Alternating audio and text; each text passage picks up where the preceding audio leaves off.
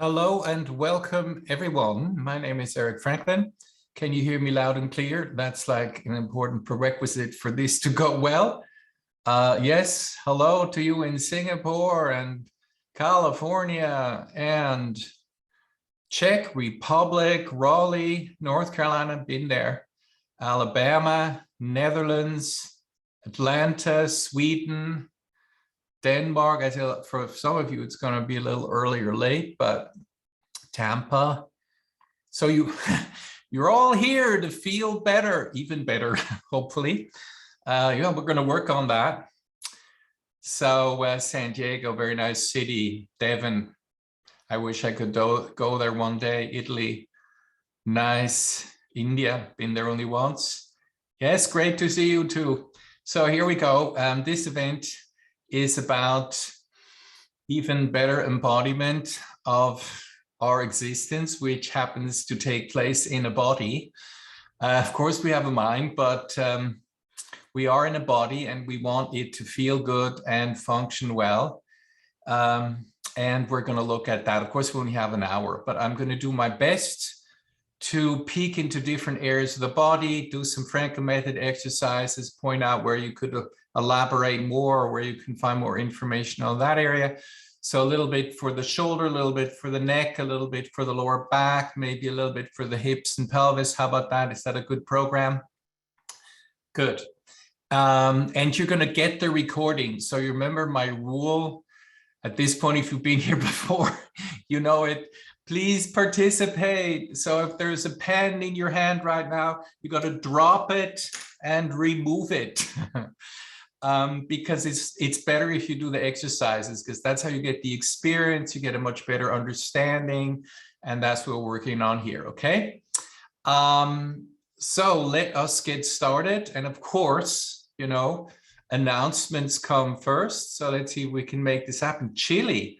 Oh my, wait, what time is it in Chile right now? I'm not sure be okay. Yeah. So here we go. Share screen.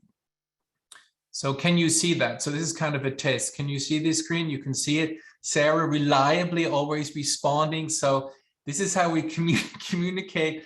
This is yes, I can see it, or good, I got it. This is I'm not sure, so, you know. And this is no clue, don't see anything. What are you saying? You know. So here, this is our language, yeah. And the upcoming courses are 2 3-day trainings. So if you want to have the freshest, newest input from the Franklin method, great new stuff to do for yourself and your students and clients, please join us. We're going to have a lot of fun. We're going to learn a lot.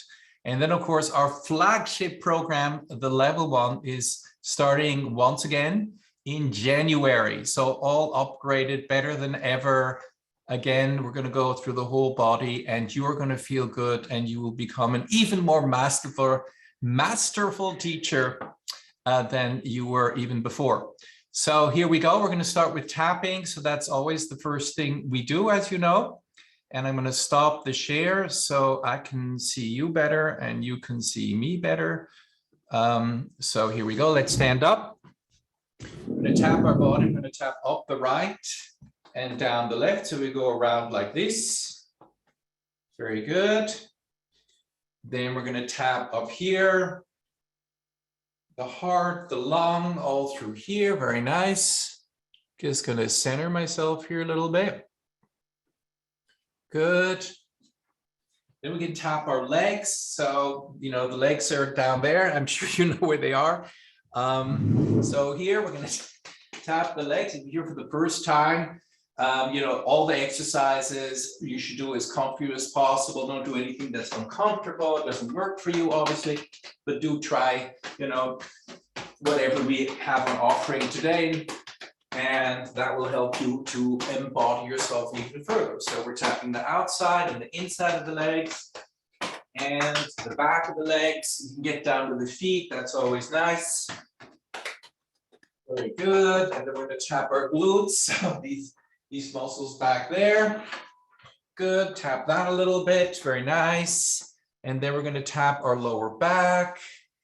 Right. That's a lower back tap. I'm going to put my head back on the screen. And if you do that, you shall notice that it's more helpful if you make a sound. So for example, I'm sure you can do better than that, but this is my best sound for the moment. Very good, a little diaphragm tap. Very nice, and then we're going to tap the neck, good. Nice little neck tap and a little bit skull tap all around like that, excellent. Good, forehead, jaw, all around. Just a little bit of fingertip tap here. Very nice. Then we are going to tap our left arm. And we're going to start with our right hand tapping the fingertips, the top of the hand, then the elbow all around, shoulders and neck. And then you can tap the outside. And if you've done this zillions of times already before, then notice if you can feel the two different perspectives. In other words, your hand tapping and moving, or your arm feeling itself being tapped. And those are two different kinds of attentional foci. Attentional focus, big thing in science, right? So where is your focus? And the big question still as yet unanswered scientifically, can we do both at the same time? So can we feel the arm being tapped and the hand tapping at the same time? You be the judge of this. Report it to the scientific community. What do you think? Or are you, switching back and forth between one and the other focus very rapidly? So very interesting question there on focus, because that's what we spend our day doing, by the way, focusing our attention on this and on that. Every morning you get up and you have like this treasure chest of possible attention that you could give to this or that. And the question is, how can we invest that attention in the best manner? Then we're going to brush over the arm. Same thing here. You could focus on the hand brushing the arm, or the arm feeling itself being brushed. And suggesting all these things to your students and clients also keeps them with the program, so they're staying present with what they're doing. And then we're going to shake our arm. And if you want a bit of an additional challenge, you can also shake the leg of the same side. So like this, you see, that's a bit of a balance challenge right there. You move your arm in different directions and your leg in different directions. Very good. I hope we're breathing. Free diaphragm and so forth. So, but now before we do the other side, let's do a little more advanced adventure into this, especially if you've done this before. And this is not just good for your balance or for freeing your body, it's also very good for your brain. So whenever you do movement, but you combine it with a cognitive challenge, like learning a more complex movement or switching between different movement patterns, that makes more blood go to your brain. So not just the movement, but also that cognitive effort, which is really good for regenerating those tissues, and especially what's called the endothelial lining of the blood vessels. So the way the exercise goes is we're going to shake one side, and then we're going to shake the other side. And then we're going to shake the diagonal, and then we're going to shake the other diagonal. So I'm shaking my left side, and then my right side, and then right arm, left leg, and left arm, right leg.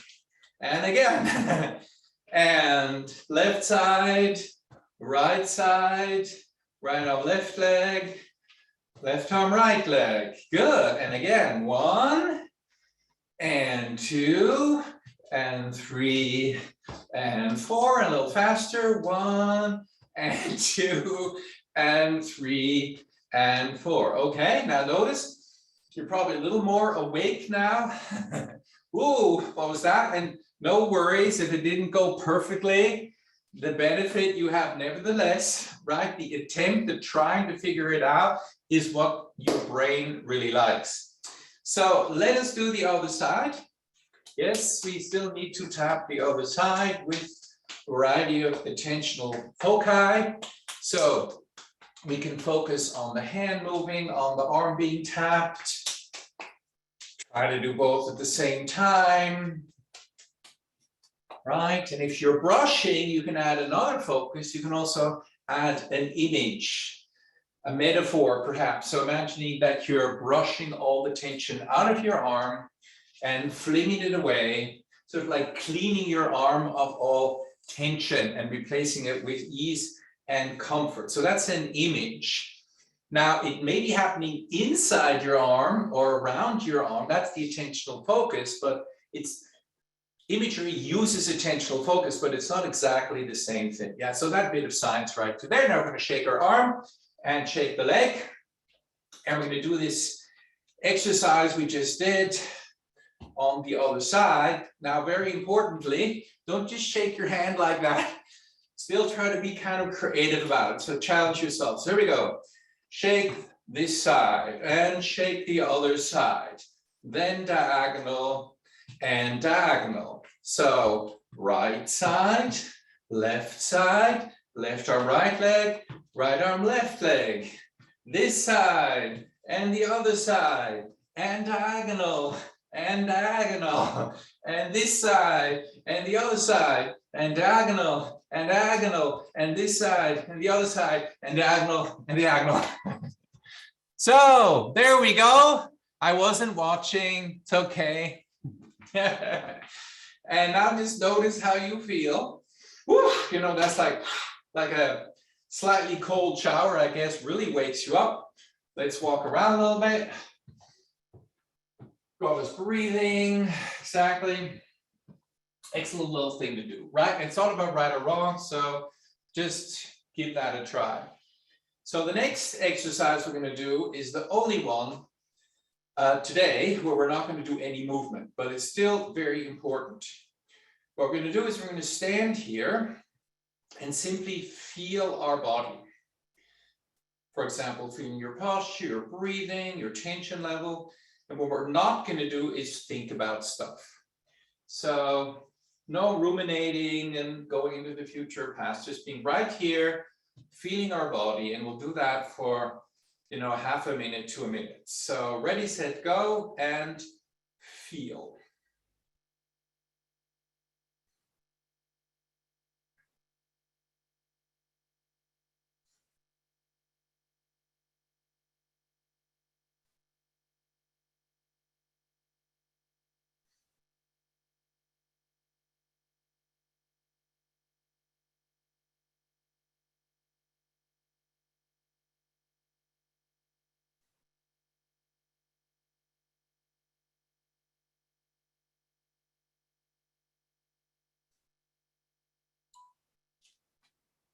Okay, welcome back. How did that go? Fully present for the whole period of time? Of course, you could ask yourself, well, why is that important? What's the relationship between this skill of being present, feeling my body, and improving movement? Well, there's many correct answers, but I'd like to formulate it like this. So if you're not present in your body, not feeling your body, you're not going to feel what you're doing. So for example, that your breathing is tight, that your shoulders are tense, that your posture is crooked. If you're not feeling what you're doing, you're just going to, you know, keep doing it and getting better at something that's bad for you. So if you want to positively change something in your body, you got to feel your body. Notice if what you're doing is, you know, good for you, the right thing. And then, you know, try out something better. So the idea that just moving in itself is already good for you is true and not true at the same time. Right now, I'll give you an example. A lot of people are jogging right now. It just seems to be, at least around here, it's like the new thing, everyone, you know. And, you know, I'm off the job. I'm not watching them, you know, but I can't avoid, you know, but seeing so many things going on, right?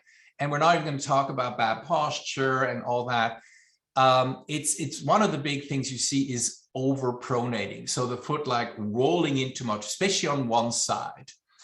And that's fine. That's okay. The body can withstand a lot of things like that for a while. But if you're going to run around like that for months, years, right, then you're part of that statistic that says running causes 4 times as much injuries as weightlifting.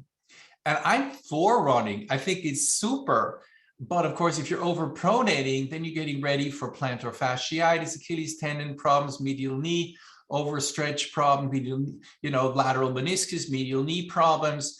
And all you probably would have to do is start using your ankle a little more to avoid that. That's, mostly the problem, dorsiflexion it's called. But you can't go up to those people and say, hey, you should dorsiflex a little more, It's, they're not going to like that. So they have to figure that out themselves. And often, when do we figure it out? When it starts hurting. And at that point, you've already been practicing for a long time, right?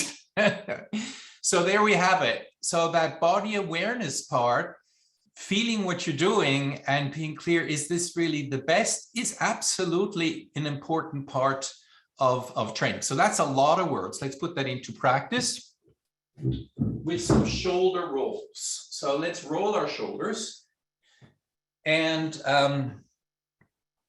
this is a great thing to do, because when you roll your shoulders, you're using so many joints and interfaces, the three, true joints of your shoulders are moving, and at least another 6 functional joints, fascial interfaces. So this really gets a lot going in your shoulders. So let's do this for a moment and use principle number 1, which is feeling what you're doing. So feeling your shoulders moving. Very good. One more time, I'm feeling my shoulders, rolling around. And one more time. Good. So now we just had a movement experience. The question is, did we like it? So was this like, wow, this webinar has already been worth it. Thank you. How do you come up with that cool movement? To do this every day, or maybe the opposite. Man, this is like not doing it for me. All I hear is a lot of crunching, and like, you can feel how tight I am. I don't want to do this, right? So we're somewhere all on this spectrum when we do this movement. Now, it's not a bad movement. It's pretty conservative, and it does really get a lot of things going. So how can we improve it? So that's the name of the game, because you only have one body in this lifetime, this is it. And so it's good to like improve how you do stuff. You have 2 big areas, I always say, of possibilities. And one is the outer. So I could do a stretch, I could take a hot bath, I could get a massage, I could roll, those are kind of outer, and they're great. I like them, and I do them as well. But there's the inner world.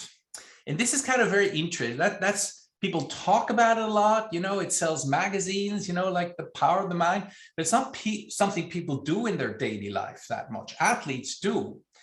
And the other thing I always find interesting is the outer stuff. A lot of it is not that much science backing it up that it works, but the inner stuff, there's reams of science that it works. We know that mental techniques, mental training, all those things improve your performance. And so I'm just saying, that part is great and keep doing it, but add also a bit of this, because we know it works. So let's give it a try. So the first tool that we use a lot in the Franklin methods is called self-talk. It's actually not a tool that's new or you've never heard of. It's basically you talking to yourself in your head. And probably while I'm teaching away here, you're doing that anyway. You're thinking about stuff, spacing out, listening, liking, not liking, whatnot. So you have a constant commentary going on. So now you can channel the words you use to have an effect on your movement.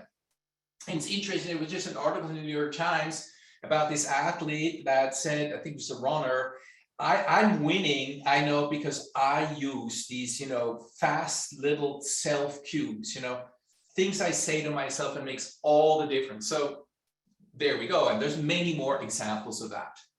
So let's roll our shoulders and let's be overly positive about it. We're just going to give it a try. So let's say, shoulders are flexible, free. What do you want? Comfortable, so roll your shoulders and just imagine they are free and flexible and so stretchy. And, I really love doing this movement. All those joints and interfaces are freeing up, This is so good for me. It's going to keep my shoulders open and wide for the rest of my life. So nice, free, open movement. Let's walk around a little bit and do that. Keep rolling your shoulders to the front and the back. There we go. Happy, free, flexible shoulders. Let's say that a few times. Happy, free, flexible shoulders. Happy, free, flexible shoulders. Okay, so welcome back. Anyone notice shoulders feel any better? Yes, a little bit, okay. And that's good. And many of you, of course, are practiced in this. However, a lot of people, if you do that, they go like, this is weird, you know, this is like really odd. And there's a bunch of reasons for that. One is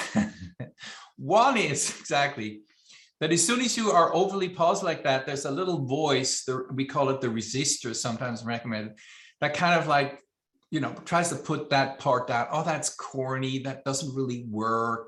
That's too easy. I don't believe it. Your shoulders are really tight, you know. That's how they've been. And things like that come in. So there's the resistor. And the other interesting observation, I want you to observe this as well, in daily life, if people talk in any detail about their body, they're not going to say, oh, today I feel so flexible and my spine is free and my head is floating up and my shoulders are dropping down. They're not going to say overly positive things. They're usually going to complain about something. You know, my back is so stiff today. My neck is like really hurting. You know, then they will talk specifically. So we're not practiced in that positive area. So all we're saying is we need to balance that out a little bit. So this is a lot of words, but the best way to learn about the power of the words is also to try the other version, the negative. So let's do this and see what happens if we are not happy with this. So roll your shoulders and say things like, my shoulders are stuck, they're tight, they're gripped, everything's stuck together. I really want to stop doing this. I'm uncomfortable, I'm never doing this again. So anyone feel the difference, especially doing this first time? Huge difference between the two. So there's a power here that we cannot ignore, and winners, athletes use this. So let's also use it. So just walk around for a moment and think, my head is floating up. My shoulders are dropping down. My head is floating up. My shoulders are dropping down. Head up, shoulders melting down. And you walk around and then you know, don't do it. But, you know, even if I say it, you can't avoid hearing what I'm saying. But if you would say, my head is heavy and my shoulders are rounded. My head is heavy and my shoulders are rounded. Try to resist that. No, my head isn't heavy, but most of you feel if you walk around and saying, my head is heavy, my shoulders are rounded, whoop, we go into that. So the cool thing is what you think makes a difference. Isn't that nice? I know sometimes you think what I think doesn't make a difference. It does for your body. So the next thing we like to use is imagery, and that comes in many different flavors. So imagery is basically your cognitive ability to generate yourself self-generated proprioceptions, pictures in your head that affect your physiology, your movement, even your mood, your state of inflammation, and many things like that. So let's lift our arms up and down, and let's use a few metaphors and anatomical images to affect that. So reaching up like that. And if you want to improve that, you could use a metaphor. So a metaphor is basically an experience you had that you're borrowing and putting it in or around your body to change the quality or the ease of your movement. For example, you could imagine our arm is a feather floating up on an air current. So it's, you know, floating up like that. Now we all know our arm is not a feather, so it's just an image. Let's see if that has an effect. So there's wind blowing from behind and our arms are just floating up on their own on that air current. Good. Very nice. So there. So that's a metaphor, and we're going to use more of them today. And they're very easy to use, but they're very personal. So if you have a feather allergy and you don't like that image, then it's not going to work for you. So you have to find stuff that works for you. But let's quickly talk about this movement. So reaching up like this is called brachiating, because we might think of why do that movement? Well, did you know that only Homo sapiens, the Homo sapiens is the only being that can do that, that's bipedal and can stretch their arms up 180 degrees. Now you might say, well, chimpanzees can stretch their arms up. Yeah, but they are underbranched, right? They are brachiating. They're not bipedal like we are. So we have this unique skill that we can walk on 2 feet and reach up 180 degrees. And how often do we do that in daily life? We do it in the gym. But what happens if we don't do that regularly? All these joints, right? And you see that everywhere. Look at people's posture, yeah?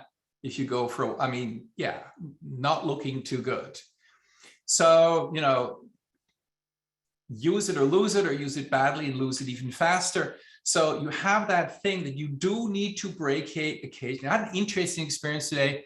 I was like walking also, kind of rehearsing my head what I'm going to do with you today. And I kind of reached up and did this.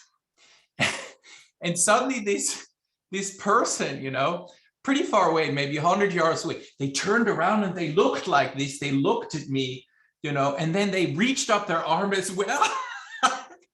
And I think, I've already done my good deed for today. That person did a little brachiating right to there. So if you want to improve this movement, you can also think of anatomical imagery. And the challenge with anatomical imagery, you got to learn the anatomy. So, and you got to do that gradually. So can you feel your shoulder blades moving when you do this? Because a lot of people are limited in that movement, and that's what restricts this. Can you feel your shoulder blades moving? So that's step number 1. Can you feel and see how they are moving? So here we have shoulder blades, right? And there we are. So a left and a right. And one thing they do is they rotate. They externally rotate as you lift your arms. And of course, the purpose is, this is where the arm is attached, right? There is a joint. The purpose is to bring this part up. But to do that, the inner part here facing the spine is to go down. So the outer side goes up and the inner side goes down. Can you imagine that? So rotating, the rotating out. And the outside of the shoulder blade goes up and the inside goes down. Not the whole thing up, like a lot of people do. Right? So the inner part melts down, drops down. So I'll give you the image one more time. I'll turn this all around so it's your perspective. So you want to see this. You see that? Like that. Now, there's a lot in this. Yeah, the outside goes, you see that? The outside goes up and the inside goes down. Here's the spine, down. Right? And that's really good. It's going to lengthen a whole lot of muscles that hardly ever get lengthened if you do this. So see the outside of the shoulder blade going up and the inside of the shoulder blade coming down. Another one I like, another idea is you see this tip down here, it's swinging out like a pendulum. We really want to swing that out, right? Swing the bottom part out. So now we're trying to get more and more precise. In addition, the rib cage is kind of rounded, so the shoulder blade can't just go out like that. I'll show it this way. The shoulder blade can't just go out like that, or it'll just peel right off the rib cage. So it's also going around. So the shoulder blades are also going around a little bit at the same time. That's already the second dimension. So can we feel that around the rib cage thing as well? And if that's really difficult, you might want to use a little touch. So if you go to your axilla, the armpit, and go to the back here at the bottom, and start with your arm down, you go up, you might feel the front edge of your scapula coming into your finger as proof that that's really happening anatomically. I can feel it there. And it depends on how flexible you are, but you might be able to pull on the inferior tip there, pull it a little bit and see if that you get a little more range there. Yeah, a little more rotation. There we go. And of course, I hope you're still breathing as you do this. And now just compare sides. You might go, whoa, okay, I can really feel that side is rotating more. And you see, if you don't have this range, you nevertheless reach your arms up and, I don't know, reach for the coffee or something, you're probably going to, right, scrunch your back, pop your pelvis forward too far, like you're going to go like this. You're going to start moving your lumbar when your shoulder should really do it. And let's do the other side. Yes, many of you are already doing that. Good. So we're doing the other side. So there. So that's just a few steps in bringing in some anatomy into the whole thing. And, you know, a lot of people say, why should I learn anatomy? Well, you are anatomy. You are a body. So that's made of anatomy, and that's just a fact. You can't avoid it, and it can work better. And we talked about it previously, or less well. And the main person that can help your body move better is you, because your body is, you know, directed by your brain with the help of feedback, which is our next topic. So now we're going to see if we can increase the feedback to our brain to enable it to improve our movement even more. And for this, we're going to use self-touch.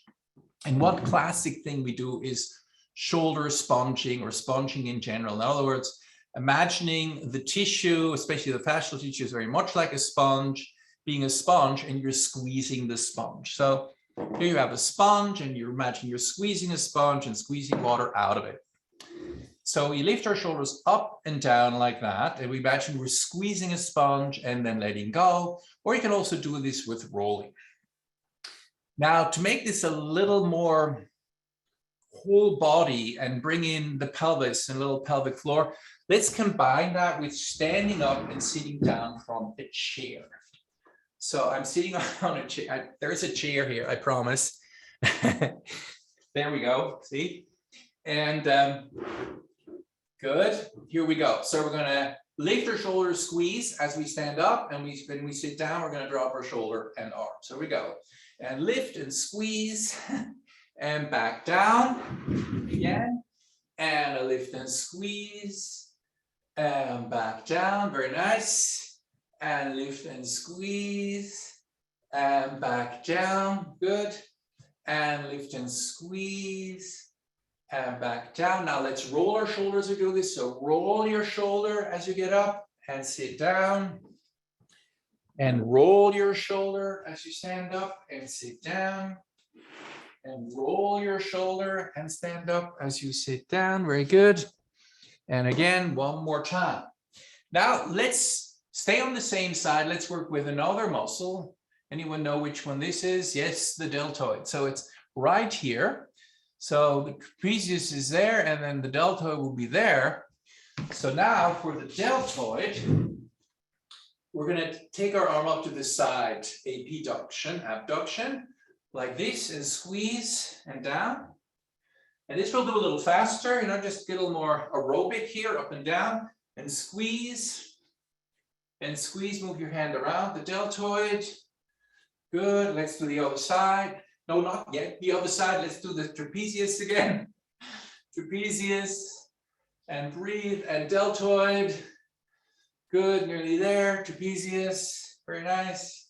And deltoid, excellent, good. Before we do the other side, let's go for a little walk. And what we're doing now is we're noticing differences. So is there a difference between the right and the left side? I'm pretty convinced you feel a difference. Possibly not just in the arm, but all the way into the leg. So let's see if we feel a difference in the arms and legs. So lift your arms, probably more flexible, shoulder more dropped. But if you swing your leg forward, you might also feel a difference in the hamstrings, the muscle at the back of the leg. And if you balance on the side we just practiced, and maybe do a hop, and compare that to the other side, you might feel quite a huge difference. So the effect is all the way down the side of the body. And there's a bunch of reasons for this. They're neurogenic, so the dialogue of the neurons in your spinal cord, possibly fascial and many others, why you have this positive effect. So I'm sure you're waiting to do the other side. So we're combining a little bit of whole body movement with releasing tension in our shoulder and neck, and we're using this squeezing technique, imagining the muscle to be a sponge that we're squeezing. If you want to focus on fascia and muscle, that's fine as well. That will be the anatomical version. So here we go. And shoulder up and shoulder down. And of course, we're breathing. Good. And up and down. Very nice. And again, shoulder up, shoulder down. Let's roll our shoulder, shoulder roll. Good. And other direction.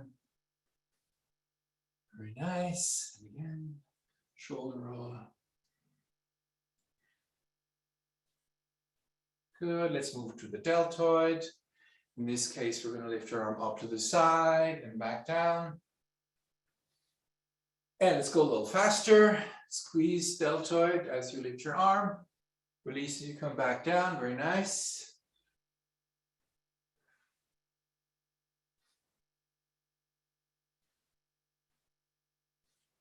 And back to the trapezius. Very good. And up and down. Okay, and rest for a moment and just compare sides. You should be balanced now. But you probably also noticed that your sitting posture has improved. And since we spend so much, many of us of our life sitting and doing work like this, I mean, there's also the standing option of a desk, which is great.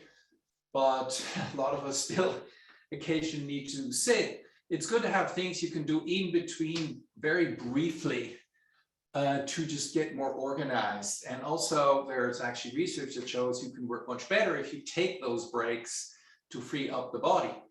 But now we worked on this area. What about the pelvis? What about the neck? So let's see if we can do something similar and engage those areas as well. What's very interesting though, is there is recent research that shows that this up and down movement, like you would do in a squat as well, is especially good for the brain. So you need movement, but you need cognitive challenge at the same time. For example, imagery. So when you're using imagery, especially more complex imagery, you're challenging your ability to see all those things going on. And while you're doing movement, it's even more effective. So here we go. We are going to quickly look at the pelvis and think about what happens when we stand up and sit down from the chair. One of the things that happens is that the pelvic floor actually widens a little bit. So these bones here called the sit bones go out and the tailbone goes back. So there's a little bit of widening when you flex your hip joints. To be able to do that effectively, we need to know where our hip joints are located. So why don't we quickly touch our hip joints? Where are they again? This is always an interesting one. If you've ever taught this, that a lot of people, if you ask them to touch their hip joints, don't really know where they are. A lot of people think they're out here or up here. But in reality, if you take the femurs and put them on your legs, you're going to see, okay, they're about in here, much closer together and further down than most people think. So right to here. See that? So see how close they're together? Here's the other one. And so when we're coming up and down, when we're flexing our hips like that, that's going to cause a widening here in the pelvic outlet. And there's not just muscles here, there's lots of fascial layers and many other things. When we do this, we can quickly look at a picture. How about that? So let's do a brief screen share so we can rest for a moment. So the movement we're basically doing is a squat, but we can do it in standing or sitting on a chair. You don't have to do it with your legs out like that. And you can see that this is going to widen the pelvic outlet and narrow the pelvic outlet when you extend your legs. And this is one of the many pictures we're going to be looking at that I've designed for the pelvic fascia course.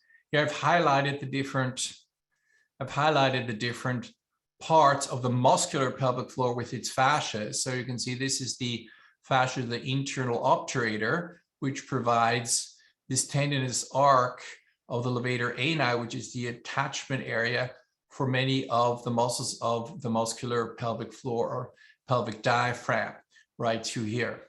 So you can see how this is a layered structure, but it's more like a bowl, and we can focus more on the lengthening and shortening in the front and back direction or in the sideway direction and so forth. So let's go back to our exercises. Exactly, we'll do that next. That will be the diaphragm we're going to be working with next.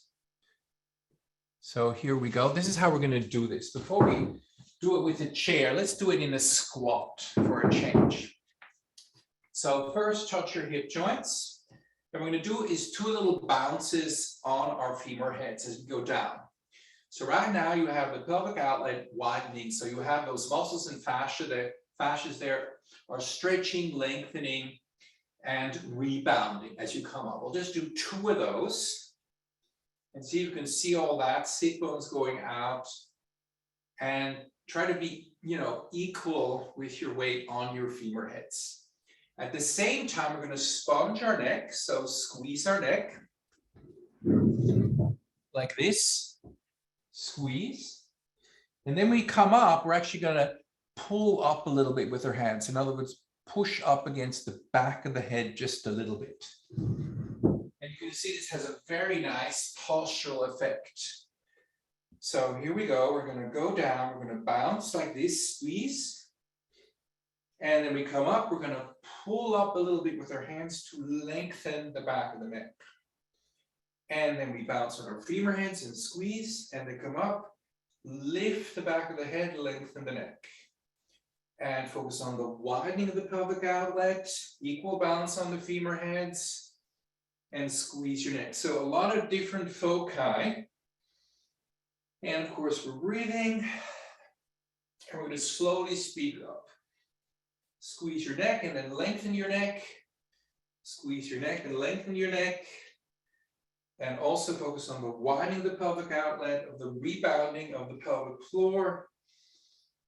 You can imagine that your sit bones are bouncing on a big ball if you want. Good.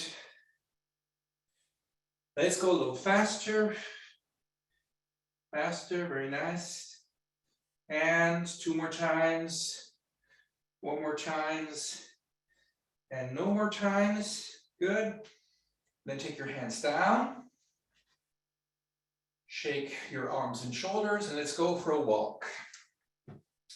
And probably you'll feel very lengthened in your spine, shoulders dropped. A lot of postural improvement here.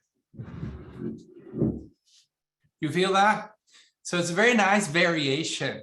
So a lot of cognitive stuff in there.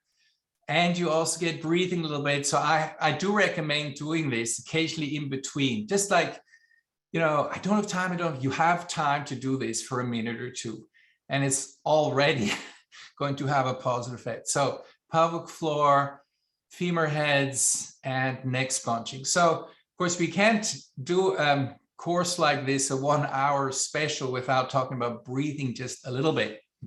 So breathing, an interesting thing, and we could go into that endlessly. We'll just do 3 things. So one way to think about it is, let's say you're 30 years old. If you're 30 years old, you spent 10 years sleeping. If you ever think about that, it depends. Some people are longer sleeper and some people don't sleep that long. You spend 10 years sleeping. You spend about 3 years eating, maybe 2, maybe 3, some people maybe 5 of those, but you spend 30 years breathing. And if you're 60, right, you spend 20 years sleeping, but it's still 60 years breathing.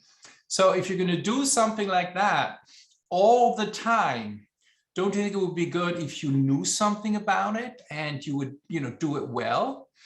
And the interesting thing here is that, a lot of people do go to the gym and they do work out, and they, some like really devoted, people also, they write down their exercise, how I'm going to do like this for the glutes, and I'm going to do, you know, this here's for the abs, you know, like that. And they write it all down, lower back like that. And then yeah, look on the list, there anything for the diaphragm there, where the stretches for the diaphragm strength, like, you know, that's like if your hamstring doesn't work, well, it's difficult to walk, but you know, if your diaphragm doesn't work, then forget walking, right? So that would be the primary thing to work with. So first thing we're going to do is, many of you know this exercise, diaphragm shaking. So the first thing we're going to do is loosen the muscle up. And that brings us to thinking again about the Olympics, which some of you have watched probably. And what do the athletes, many athletes do before they start a race? Do they stretch? No. Do they shake and tap? Yes, because we know that improves performance. So the swimmers, the runners, you know, they tap their legs. I've even saw the person who won the judo championship, they're tapping through here. So this is quite effective to get your muscles performing better. So we're going to shake our diaphragm like this. And we're going to use sound as we do this. I'm sure you can do better. Maybe some of you are singers or actors. So a little diaphragm shake. And you see I'm flexing, extending. Maybe you can go a little to the side to reach more fibers. So the diaphragm is here, right? It's like this dome-shaped muscle. And when we inhale, it goes a little down like that and out, and we exhale, it comes back up. And what this down movement we inhale does is it stretches the lungs, which then, of course, draws the air in. So if you've never, you saw the picture before, but I'm going to show this again. Just to make sure we have a nice mental representation of the diaphragm. Yeah, that's still the pelvic floor. Of course, the diaphragm and the pelvic floor work together. You have breathing problems, you're more likely to have pelvic floor problems. You have pelvic floor problems, you're more likely to have breathing problems. And you can throw lower back problems right into the basket. They're all related. So here are the diaphragm from the side. Very simple picture. It really helps to show attached to the bottom of the sternum, lower sixth rib, lumbar spine. And of course, there's gazillions of fascial connections. But if there's too much information, you know, then it's sometimes harder to get a good initial embodiment. So sometimes start with a simple and then add in information as we did with the scapula as you go along. And here's from the front. Maybe I'll make that a little bigger for you. Again, very simple picture, but it kind of gives you the idea. Costal part of the diaphragm, sternal part, and the crus right back here. Crus means little legs in Latin. So what we're going to do is we're going to bounce the diaphragm up and down. We're going to hop up and down, and we're just going to imagine the diaphragm going like this, doing, doing, doing, like a trampoline. Okay, so here we go. And make different sounds, different sound.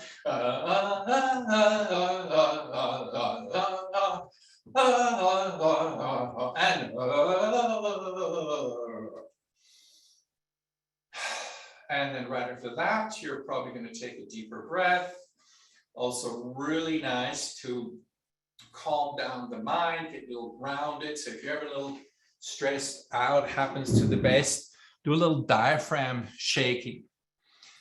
So the next thing we're going to do, yeah, the sound helps because you can hear how free the diaphragm is. So if I'm doing this and it's sort of more like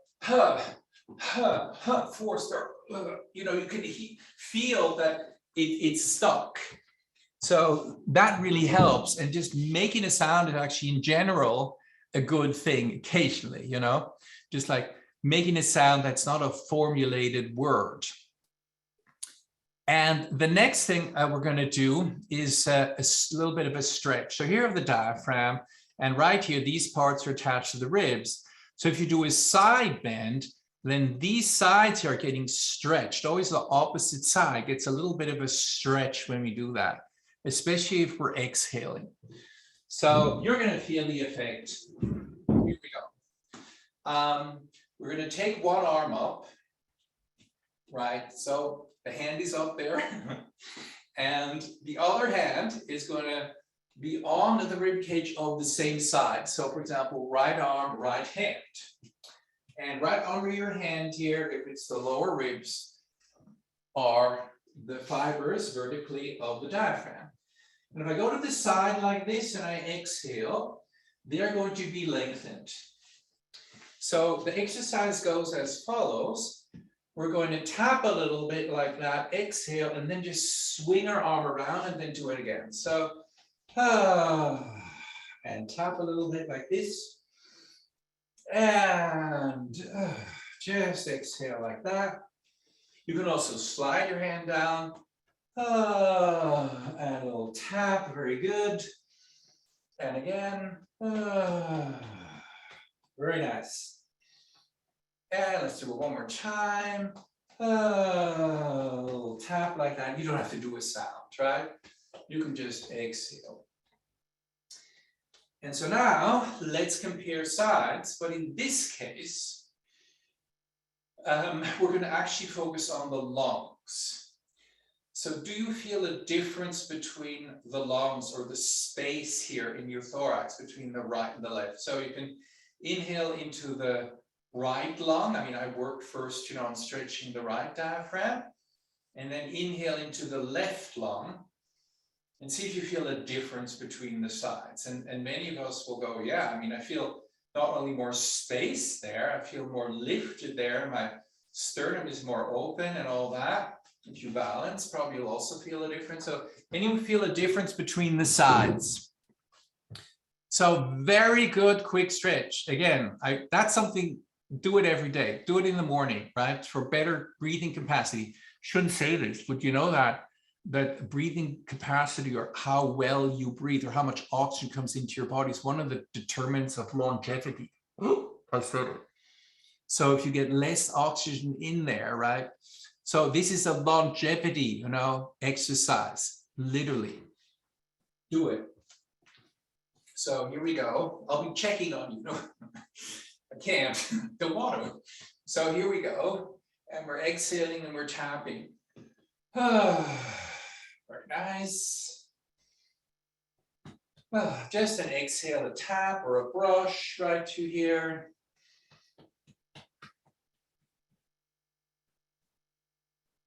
Very good. Very nice. And you can balance it out by going back and forth like that, you see? Very good, very good. And let's just, yes, that looks very sumptuous, let's say. So just notice for a moment how you feel after this. Probably rather calm, rather centered, mind very calm and all that. Very easy to just be present now. So it has a kind of a meditative effect, de-stressing. And, stress, makes you have more, generic inflammation in your body. And that's a driver of, all kinds of diseases known to man, right? And so by, breathing more fully, calming down, you of course reducing stress, and I'm sure you've heard of that as well. So now let's see where we are. Ooh, running out of time. So let's do a little lower back. How about lower back? I promise you lower back. I better do something for the lower back. Otherwise I see all the screens are going to pop off. So we might go over just a few minutes. Is that okay? Yeah. So lower back, and I'll show you two of my favorite exercises. Again, they're suited for this kind of event. They work fast, easy, and they're focusing very much on the thoracolumbar fascia. So what is that? Very complicated, and I have a course on it, as you know, if you've done it. We go into it in lots of depth, but for now, here we have a skeleton. And these little floppy pads, those are supposed to be the lower back muscles, the erector spinae, you see them? And they have very developed aponeurosi in this area. In other words, flat tendons, and these attach them to the spine, to the sacrum, to the iliac crests, all that, right? But they're not just like naked like that. They have something over them. And that is another aponeurosis, another flat tendon, and it's coming from a muscle called the latissimus dorsi, which is basically an arm muscle. So you have back muscles, which are evolutionary older, and they are covered by arm muscles right here. Yes, arm muscles go all the way down to the pelvis for a good reason, because if your arms were just attached up here and you would be brachiating, you know, like hanging from a tree, that you might just like, the arms might stay attached to the branch and your body goes down. So we need a good rooting of those arm muscles. And of course, we have this muscle coming from both sides like that, you see. And what happens is that these two aponeurosi, they get stuck sometimes. If we don't move enough, you know, bad posture, slouching, and that of course is associated with back pain, more so in the fascia than in muscles. Lots of nociceptors, so sensory receptors for pain here in this fascia. So we need to unstick these two layers. I'm going to do that by taking our knuckles and rubbing them sideways like this and up and down like that with a variety of movement that we're going to do. So let's move skeleton over there. That was the fastest explanation of thoracolumbar fascia. Posterior layer, there's also a middle layer, and some people would say an anterior layer, and blah, blah, blah. So you're going to take your knuckles like that, see? And first we're going to just like move our back. So flex and extend your lumbar spine. For that, you have to move your pelvis like that. And just see how it feels. Then we're going to take our knuckles and put them like this on our lower back. And move the knuckles back and forth on your lower back. Can you see that? That's always the zoom technique. Like, am I actually on the screen? And then go up and down like that. Of course, you know, the pressure you have to adjust to your liking. And then I add a little bit of a pelvic motion. So my hands are going the opposite direction of the pelvis. Yes. If you haven't danced today, now is the moment. Okay. I don't know what style this would be, but I can see that you're doing it very elegantly. So back and forth and up and down, you can speed it up. And you can even add a little flexion and extension. Good. And are we still breathing? That was the last chapter. Good. And then let's finish up with tapping our glutes like that. And then just notice how we feel, how our lower back feels. And some of us may feel the lower back has lengthened, released. I just, yeah, my back feels more lengthened, kind of flatter. You feel that? But I haven't forced it into that position because we don't want to lose our fundamental lordosis. Because, by the way, lordosis was invented for upright walking. Oops. So if you eliminate it, then basically you're getting back into the baby posture. You know, babies, when they're born, they don't have a lordosis, and they can't really walk until they have a little bit of a lordosis. So I don't think it's quite sensible to always make a flat back. But if we do it naturally, then I think it's a different story. And then the second thing, I was going to do so many more things, but there's only time for one more for the lower back, very similar. So if you want to know more, pelvic fascia course and lower back fascia course. So what we know, we usually don't know, or maybe you do know, what am I saying, is that the erector spinae, right, are usually the ones that spasm, those muscles, lower back, the ones that spasm up if you get issues in your lower back. And the ones that spasm up, they attach. Even if you don't have any problem right now, there might be some residue. And they attach to this rim here in this area. You see that? And the inside as well, and the outside and all around. So if you can rub this area right there. So before we were further up, right? If you can rub down through here, that also has a very nice effect. So now you're going to be a little lower, and you're going to be moving your knuckles up and down. And we're even going to be doing a little hop with that. Yeah? Okay. Is that good? I can see that Isabel is in her nice Parisian apartment. Are we ever so envious? Can look out, she can look out the window and see the Eiffel Tower, you know? Okay, so yeah. So now we're going to go up and down. You see that? Up and down like this, like that. So, you know, do the right amount of pressure. Try to feel these rims here, the iliac crest at the back. Good. And now do a little hop. You see, I'm rubbing down as I land. There we go. Down, down, down, down, down. Pretty intense. Good. Don't do too much. Go for a walk. And now you probably have the very most released lower aspect of your pelvis. Very nice. Yeah.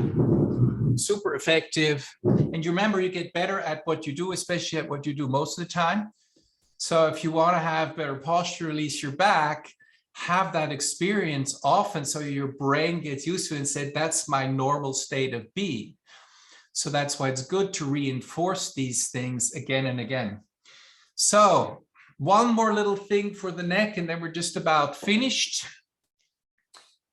So can you see this? What is that? Very interesting art object. That's actually part of your skull, yeah? And it's this part here. It's called the occiput, so that would fit right through there. And why is this an important part of your skull? Well, it has the little places here where your, you know, skull sits on top of your spine. Now you see this little area. You know how many muscles attach to this bone? 22 muscles. And there's quite a few fascia, 22 muscles. So if you have bad posture, right, or tightness here, I mean, that's like a lot of muscles that many of them reach way down into the back and affect also the fascia, the skull and the jaw and whatnot, right, are going to be in trouble. So we have to have ways to work with that. So the first, we're just going to do 2 things for that. The first is we kind of got to know where the skull, which weighs 12 pounds, that's about 5 kilos, where it sits on top of the spine. Where's the location? To find that, we're going to touch our earlobes. Then we're going to touch under our earlobes, and under our earlobes, we feel this big bone kind of thing there. So that's called the mastoid process. You see it?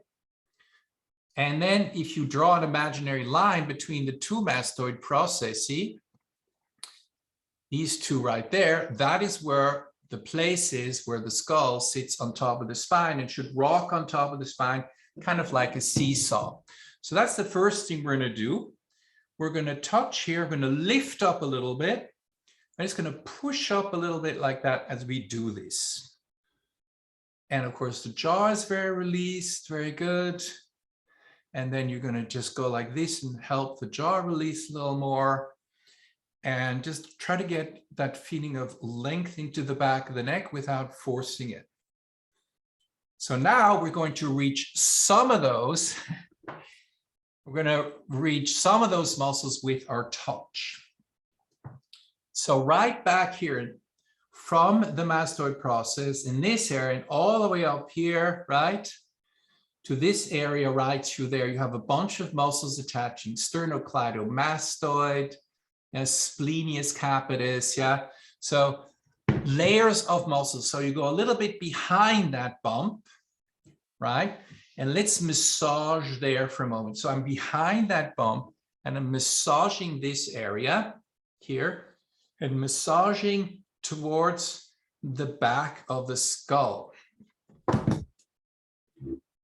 So if you go further back and further up, that's actually where it's something called the gallia aponeurotica, right? The occipitofrontalis muscle inserts. So that's a muscle here that has a belly in front and in back, and the middle part is fascial. So you rub there and you go like this and you nod a little bit. And you're breathing, your diaphragm is free. Can you feel like me quite tender? You might feel some spots there as you go further back that are tender. And you go further back and further back and keep rubbing and circling. I'm doing little circles like that. Good. And then we finish up by just putting our fingers here on the Galli aponeurotic and just moving a little. And this is interesting. It only works if your face is relaxed, right? So if your face is relaxed, then this kind of really works. So if you have tension in your face, make a tense face, you can't do this. So those of you who would like to eliminate wrinkles, this is a little test. So if your face is relaxed, those facial muscles are relaxed, then you can do that. So notice how you feel. Good. Excellent. So probably more lifted, relaxed. And I see like we're going to finish up right now. The last thing we're going to do is we're going to jump up and down. We're going to tap our glutes, tap our lower back rhythmically with very reboundy arms. And then we're also going to do our reach up exercise.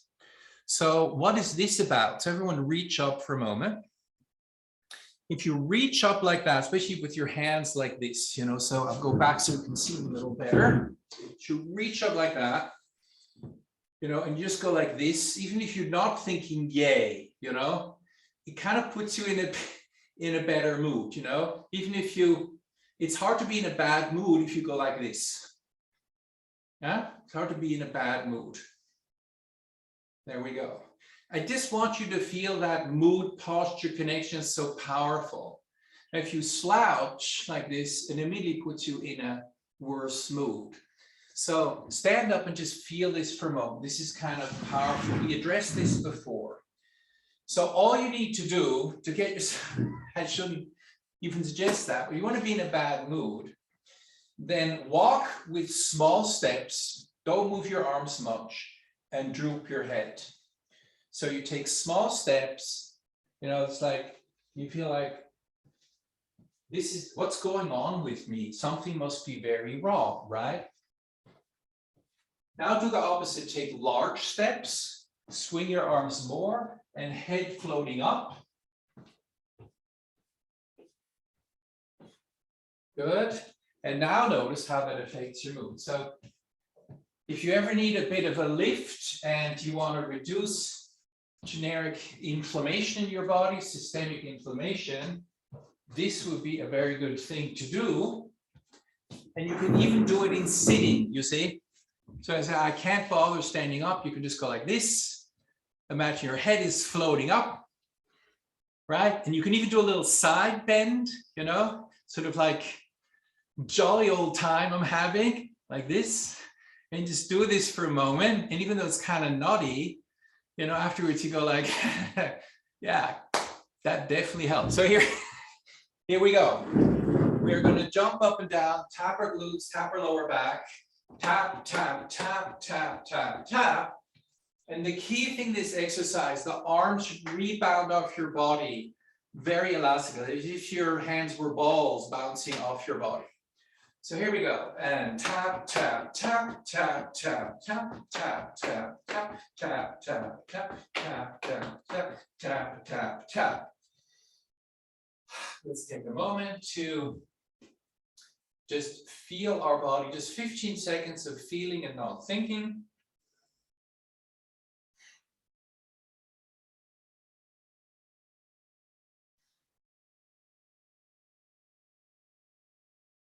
Probably very easy to do at the moment. You're just, here I am.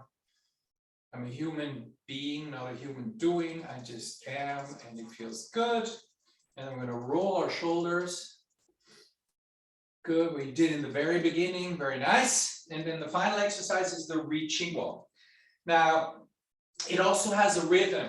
So you want to throw your arms up as you jump up, and then the arms drop down as you come down. So it, again, shouldn't be effortful. And the diaphragm is moving. You can even think of shaking your diaphragm a little bit. So again, really good for your brain, combining this slightly aerobic movement with a little bit of a mental challenge, figuring it out. Here we go, up and down. Shake your diaphragm. Is the diaphragm moving? Good. Are we breathing? Reach up as if you're trying to catch something with your hands. Yeah, spread your hands, reach. Good. Whoa, fabulous. Okay. So there we have it. A few ideas, few variations on things we've done before. Keep doing them, have fun, enjoy the rest of your day or enjoy your evening wherever you are, and hope to see you soon at another course. Arrivederci, auf Wiedersehen, au revoir, bye-bye.